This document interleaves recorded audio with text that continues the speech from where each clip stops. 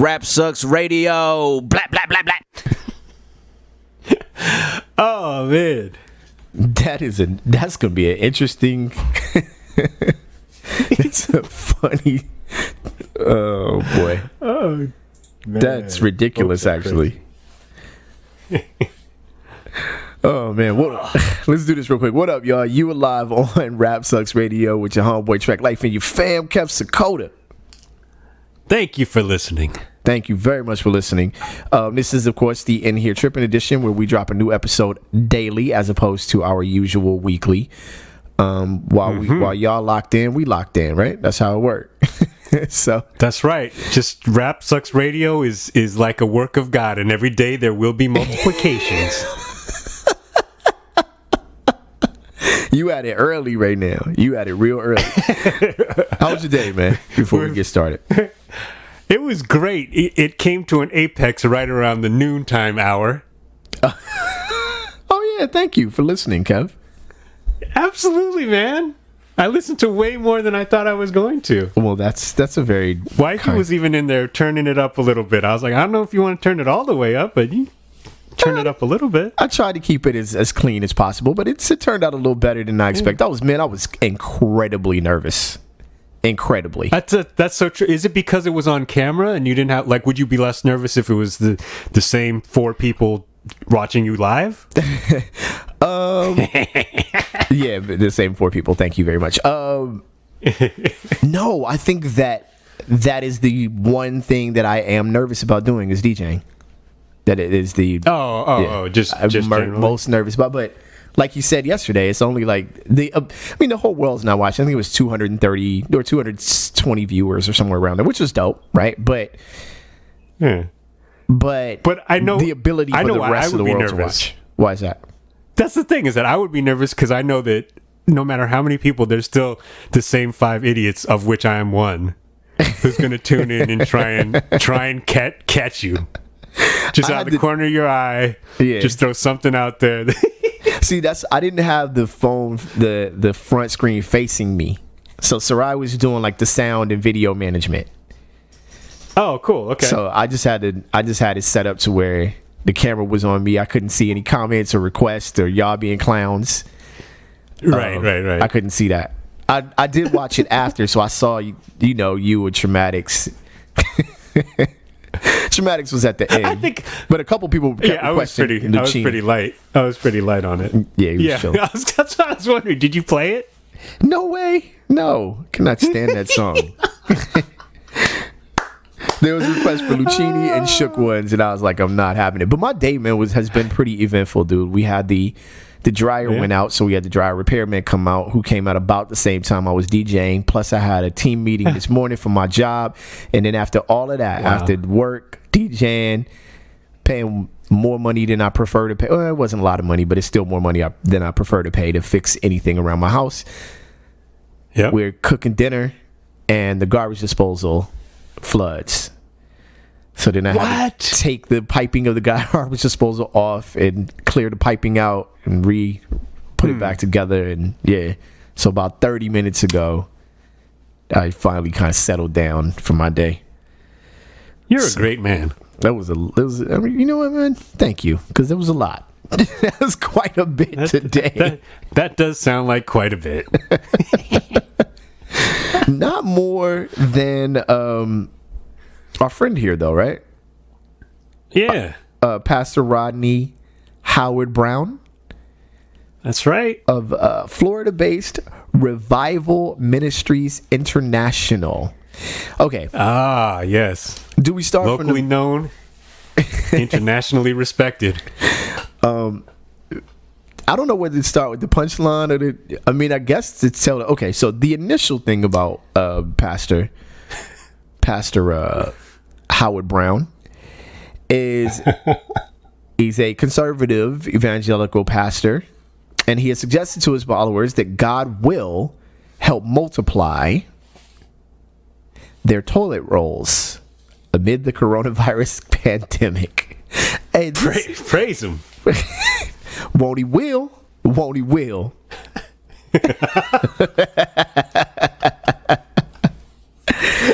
Oh man, the Reverend told his congregation that this should be a time of supernatural sustenance, where what you have in your hand will multiply, and every day there will be multiplications. He said every day there will be multiplications, and for me, he's right. There was from multiplication from DJing into fixing a sink. So there's that, right? Garbage disposal. You look at your toilet paper. You look at your toilet paper, and you think, I'm going to run out of toilet paper. But you have another roll where that one was, and you don't know how that even took place. You don't know it all. You don't know it all. Pastor Howard Brown added, amen, amen. Are the toilet paper rolls getting together and having families now? What is taking place? When you look again, there's still enough. You think you're going to run out, but when you look again, there's still enough. That's supernatural sustenance.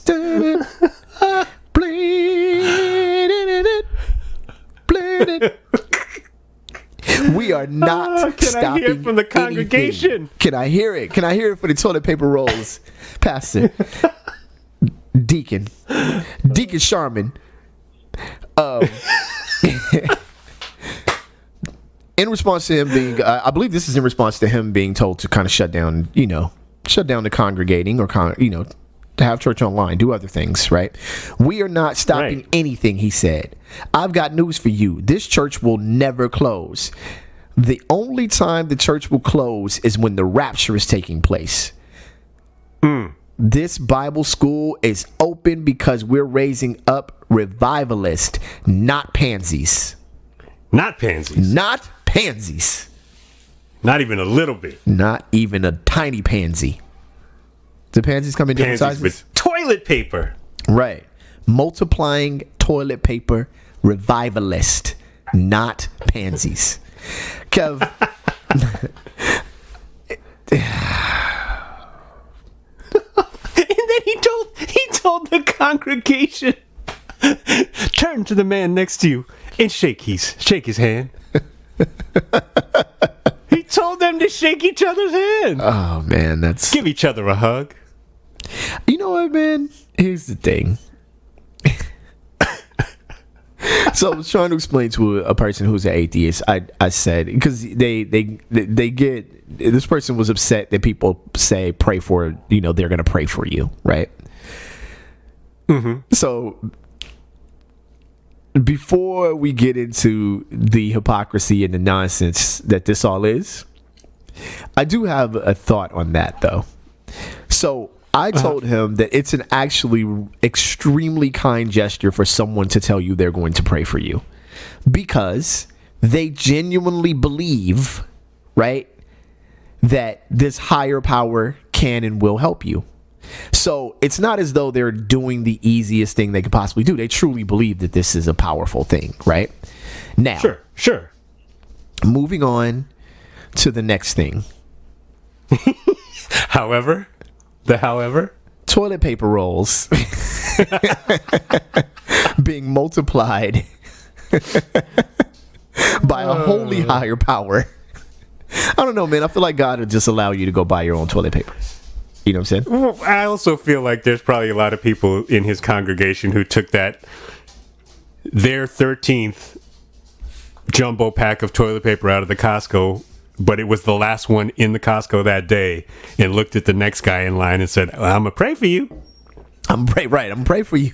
There it is. That's true. I'm gonna pray for you. That was the non-genuine pray for you. My pastor said this is gonna multiply. So do you buy a pack of 4 toilet papers because you're aware, right, that the good Lord will multiply your toilet paper? You know what? The funny thing is that I think right after I saw this today, and I think it might have been Mega, but because I'm saying Mega, it was probably Fizz, posted something which was totally positive. It was about how you can use your toilet paper rolls as the beginnings of a garden, because you put the dirt in the cardboard roll and then you start. It's like, yeah, there you go. That's what we need, right? Nice. Yeah. You know. Yep. But I was thinking, are you trying to grow toilet? That was the first thing I was thinking, is he's trying to grow toilet paper.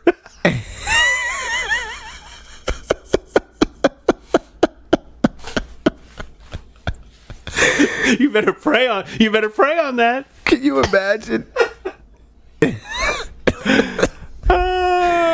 Oh my gosh, man. That would be great. Yeah. I tell you, if I was going to pray for something like that, I would pray to not really need toilet paper to complete that entire task. Well, I don't know, man. The bathroom is like my my place of peace. Oh, can you imagine how great it would be if we could figure out a way to keep it from having to use that toilet paper because it just didn't need it, and then get rid of the stink, and we could just spend all the time we needed in there. I think I'm gonna pray for without any sort of potential negative consequence. Oh man! Oh man, it'd be amazing. Shoot. I'd have a 65-inch TV up in there. Just run this by Pastor Rodney Howard Brown. He might know the way. He might know. Well, not anymore. Well, why is that? Not anymore, because I believe the same Rodney Howard Brown has now been arrested. I don't laugh at people who get arrested, but no, some of it is funny. That is funny. He got arrested for he was evading public orders, stay-at-home orders. Yes. But that's what I don't understand. I thought the governor has not yet ordered people to stay at home. The governor in Florida. You know what? I don't know. It's a federal order though, right? Or no? Man, you know what? Florida is a journey. Florida is a unique and wonderful individual universe. I don't even know what to say, man. Well, I'm reading here. It just says Florida. It took this. Florida was getting bored with itself, and then this came along, and Florida realized it had to step its game up, and boy, has it stepped its game up. Well, it was losing attention to the virus. Florida was. So it was like, yo, we need to take advantage of this moment. I don't know. Right, we can't have that. He feels like it's been blown out of proportion, though. He said that they complied with 6 feet rules. You saw a picture of the people in church. It does not look like people are 6 feet apart. Oh man, it looked like he was opening up for Kanye. Get out of here.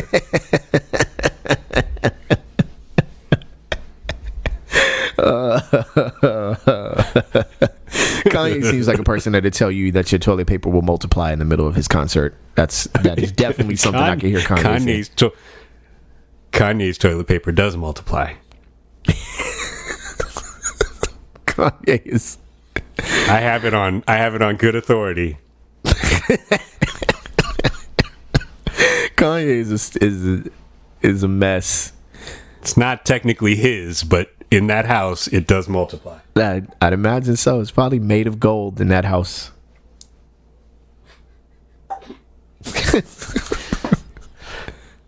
Gold-plated toilet paper. Hey, can I throw something out there real quick? Shout out to Pastor Rodney Howard Brown. I don't know, man. All right, I guess. Hold your head. Hold your head, son. Like, you'll be all right. You'll make it out. But face will be full of those tattooed tears, I guess. But play Lucchini. Right? What is up with that? Regarding the 6 feet rule, right? So in my park this weekend, there's these four dudes. They mad cool dudes, man. They play like it's almost like a frisbee golf. Is there a name for that type of game? Where there's like pars and college. Okay, there's that. So they play that, right? And they chilling. They play like, dude. And they big chilling yesterday. I didn't see anything wrong with it. I mean, they were out just. I guess none of them knew they had it. They were around each other. They certainly were clowning, high-fiving, or whatever. I didn't see anything wrong with it at all, right? And they're bumping basically Bay Area hip-hop, old school hip-hop. You know what I'm saying? So I'm listening. I'm like, wow, Blackalicious, nice, good job, guys. Okay. Dell and all of that. So they, wow, cool. My neighbor was livid at them, yo. And I was like, yo, why are you mad at them? They didn't walk up to you. They not really tripping out. I kind of like, I'm not sure. Like the surfer that got, or not arrested. I'm sorry. They talking about they were finding surfers. I'm like, I don't understand. I guess I didn't read the finding surfer article. You know what I'm saying? So I'm not really sure what some of the issue is with some of these reactions. Like trails are being closed, but a friend of mine said people are hiking in groups. So that's why they closed the trail, because it's, But I believe the rule is 10 or I think more, it's right? been Like a little I'm bit. trying to figure it out. Well, it's like you sent people away from work. You told them, I don't know.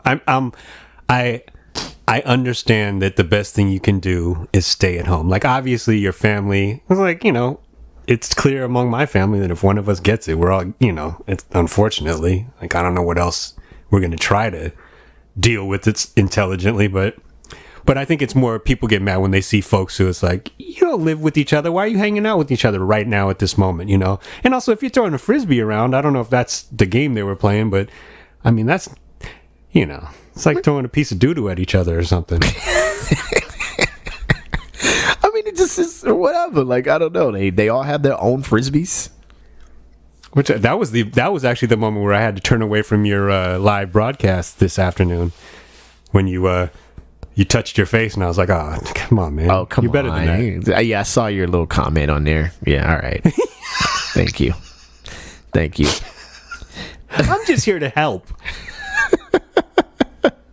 It was so. I like that set was great. 360. 360 was like 360's comment was what did he say? He says, as long as you keep your blend smooth, you'll be okay. Yeah, I'm like, that's the thing that. Yeah, you're right. Yeah. No. I was like 60 is like the pitching coach who tells just go out there and throw strikes.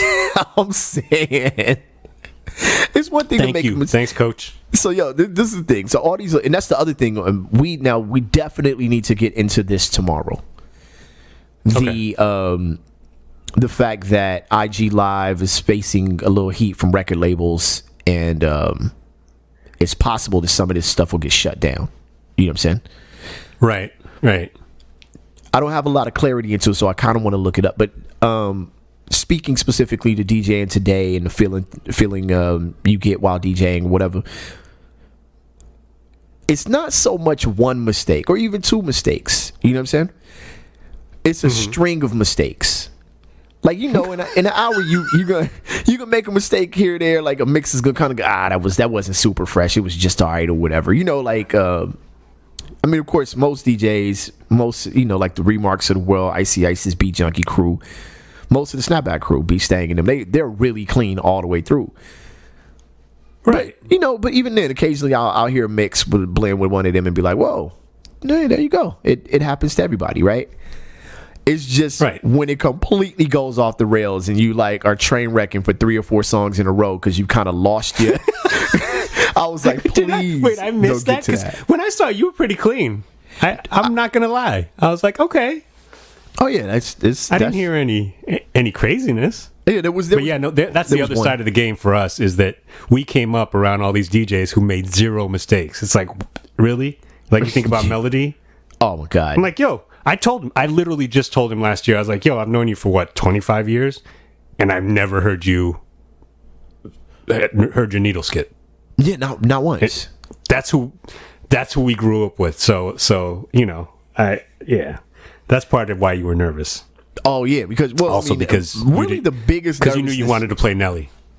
I really wanted to play Nelly so bad, so I could take the record and throw it across the room like deliberately. Plus, I was like, man, if Mark Love tunes into this, Mark Love like the heck, oh boy, my phone would have gone. I had to put my phone on airplane mode because I just knew that there were enough clowns. There was just enough clowns. I have enough clown friends. So I tell you what, maybe we will save the discussion for one of the other episodes about the larger landscape and stuff. But Mark Love has had the most even-keeled, reasonable comments on the entire phenomena that's a week old of coronavirus IG Live. Oh, he really has. Yeah, he's been the perfect voice for it. He's been the perfect voice. If you think you know to say something silly about anybody DJing on Instagram or Facebook, just go to Mark's timeline and get a little education. Yeah. Well, I mean, but look, let's take a few closing minutes of this to talk about DJing, in general. Okay, so here's the thing. There are, and I guess I don't know. I can't speak for anywhere else in the world. I guess I could slightly speak for the Bay as well, but I can't speak for anywhere really outside of Los Angeles. Out here, we blend records. You don't slam a lot of records in. You kind of got to know how to mix. You know what I'm saying?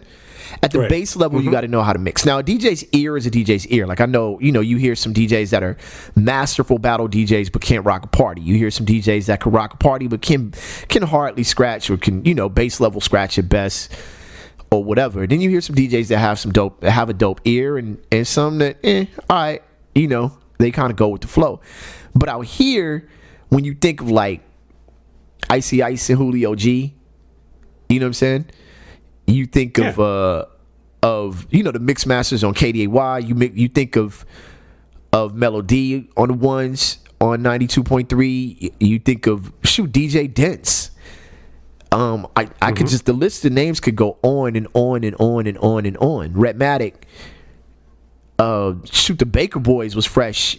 E-Man, Chalk on the radio, it just never stops. You know what I'm saying? You're realizing that if you stop talking, you're going to be in trouble. As soon as you stop talking, you're going to leave somebody out. You just don't want to leave. Exactly. You don't want to leave anybody out because there's so many DJs that just murdered it, bodied it on the radio out here. And that's sort of I feel like a whack, the word whack being the worst amongst, right? Using the word whack as the lowest level of quality. Not necessarily bad, just lowest level of quality. The whack DJ in LA still knows how to blend. You know what I'm saying? Because you have to in order to even get near the tables. You know what I mean? So I find a lot of DJs out here to be pretty clean. To be actually really clean. You know what I'm saying? Now the song selection we might have some discussion, or maybe the skill level after that there might be some discussion, but I really do find a lot of LA DJs, LA and surrounding area DJs to be real clean. You know what I'm saying? I agree. I thought you'd have more to say about that. All right. No, not at all. Not at all. I haven't gone out a lot since I've been back, but yeah, that's always been the case. I mean, but then before I moved, I really didn't have a frame of reference. But yeah, there was a lot of dope DJs in New York. But when you would go to the big shows, because I think that's one of the points that Mark made. It's like very few DJs. There's a lot of DJs who play, regularly, who you love. But there aren't a lot of DJs who you go out and you spend money to see. Right. You know what I mean? Right. You might spend a cover charge to go to a spot, and part of it might be because, somebody's DJing who you enjoy. But I'm not talking about that. I'm talking about like going to see some big DJ, whether it be some whack EDM DJ or dope hip hop DJ or whatever. But that community is very small. And I feel like in New York, those big hip hop DJs, a lot of times would be slamming records. A lot. But I think that was it's also like sort of a comment on the music that they were playing, because they were playing to like a current Hot 97 crowd. Right. Where they were playing 10 seconds of each record. And it's like, all right, I get it. Yeah. I don't know any of these songs. Whatever. Yeah. Yeah, I think Mark Love, shout out to Mark Love, man. I know he probably doesn't listen to the show, but big shout out to him. He actually taught me quite a bit about DJing when we were doing bridges together. Don't be afraid to plan your set. Like, plan your set. Know what you're going to play. You know what I'm saying? He felt like the way to make the most mistakes is to just be throwing records on. If you plan your set, it's less stressful. Rotations, like backwards rotations, counting your backwards rotations, like where to mark your records. He taught me all that. Remark taught me the rest of that. But yeah, I mean, But these are things that are just shared for the sake of being shared. I was would say I'm a part-time DJ at best, and even I know these things. I've traveled a lot of places, put it that way, and met a lot of DJs, and not a lot of DJs know the basics. So you get a little nervous because the ones that do, man, the ones out there that do, because it's some name, like you said, it's a lot of dope DJs that you wouldn't, or like you were repeating the Mark said, it's a lot of dope DJs that you don't pay to see, but these dudes are phenomenal. You know what I'm saying?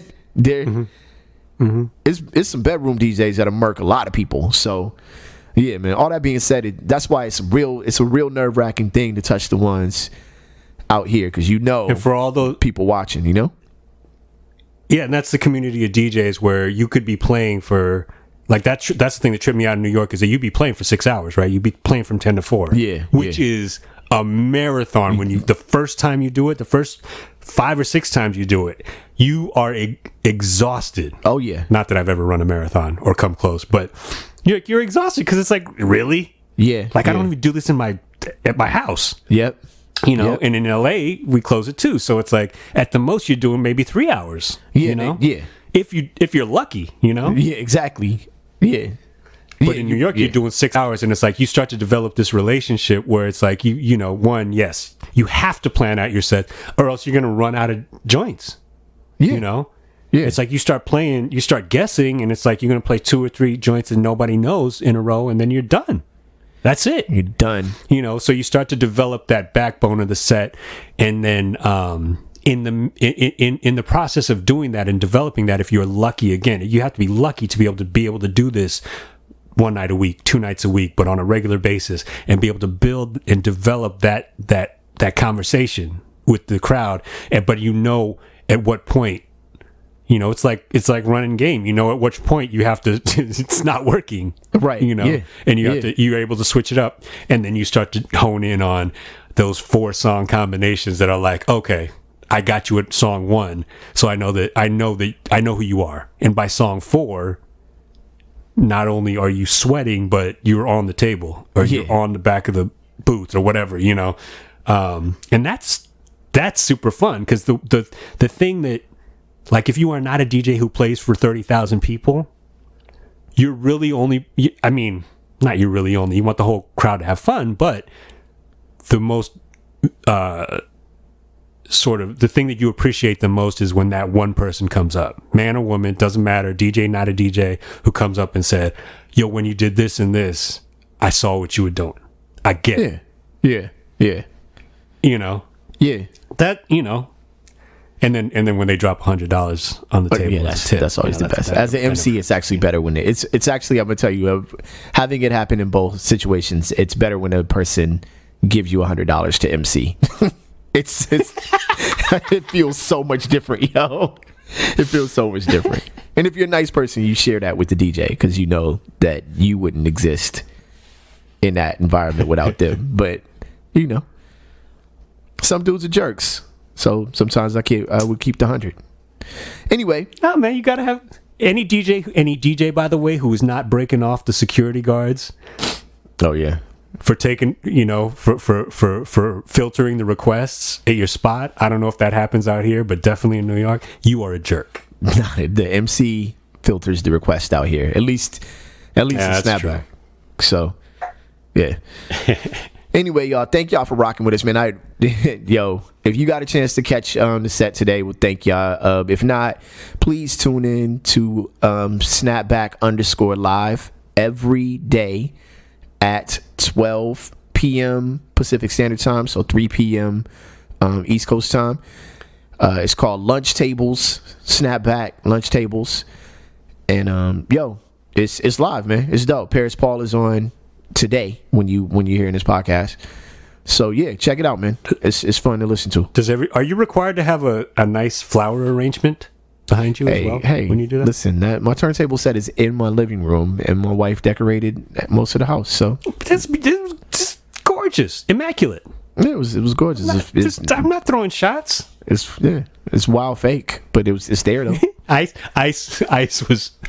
Yeah, I saw the flower power comment. All right, right, man. Let's get on out of here. Thank y'all for rocking on Rap Sucks Radio, man. Catch us on rapsucksradio.com or any podcasting platform that you prefer to use. Please like, comment, discuss, get down with us. Tell a friend to tell another friend. We appreciate y'all listening. We will catch y'all tomorrow on the In Here Trippin' edition of Rap Sucks Radio, where we drop a new episode daily as opposed to our normal schedule weekly. Y'all ready? On the count of 3, we say peace. 1, 2, 3. Peace. I did blend better than that piece. You're right.